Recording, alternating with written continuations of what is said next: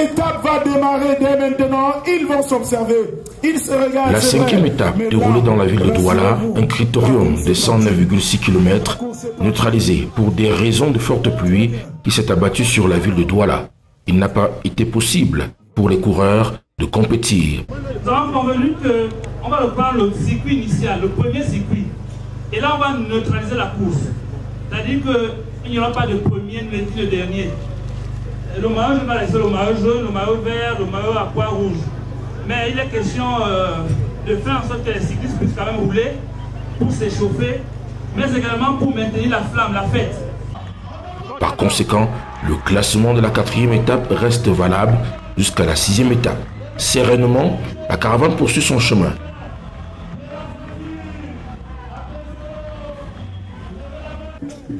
Sixième étape, Lung Chang, distant de 105,1 km.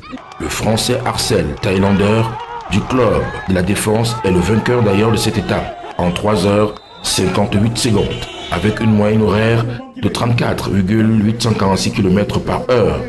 Au bout d'une épreuve de montagne, avec l'ascension de la falaise de Sanchou de près de 10 km de côte. Une étape avec le profil très usant au départ. Après, il y a eu une partie assez plane avant d'arriver au pied du dernier col.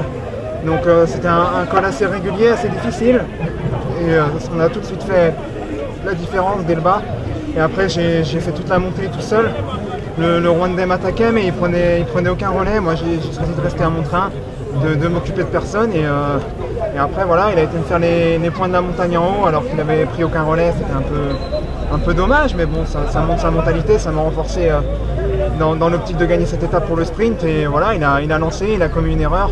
Mais bon, je dirais que dans le cyclisme, tout se paye. Et bah, c'est ce qui lui est arrivé à la fin. Moi, j'ai cru jusqu'au bout et j'ai lancé mon vélo et c'est passé. Ça a été dur, très très dur. Et voilà, on était resté mobilisés. On savait que j'avais de belles chances aujourd'hui de bien figurer sur cette étape. On ne s'est pas démobilisé et ça fait plaisir de remporter. La deuxième et troisième place, classées sur le temps du vainqueur d'étape, Naniza Boa Eric et Nyakuro Samuel à 1 minute 44 secondes de retard. Je croyais qu'il a gagné une étape et puis là je vais l'aimer alors qu'il devrait attendre d'être traversé la ligne. Et puis l'autre a lancé le vélo. C'est un regret mais ça arrive quand même parce que c'est le sport.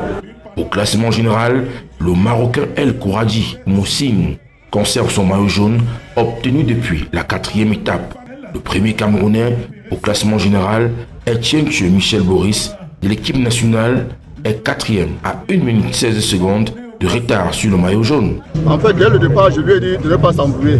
Il doit rester très calme et ne pas chercher à suivre les attaques de part et d'autre. Parce qu'il savait que les Rwandais allaient attaquer. Il est dans son train comme aux entraînements et il essaie de faire un effort d'accroître sa puissance au fur et à mesure jusqu'au sommet de la côte. Et il a respecté. Si vous avez vu, celui qui a tiré tout le peloton jusqu'au sommet, personne n'a pris le relais.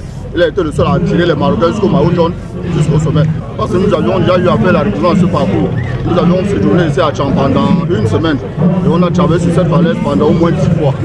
Alors chacun a mis ses repères. Aujourd'hui, mon meilleur coureur a prouvé qu'il pouvait. Et il m'a vraiment fait satisfaction.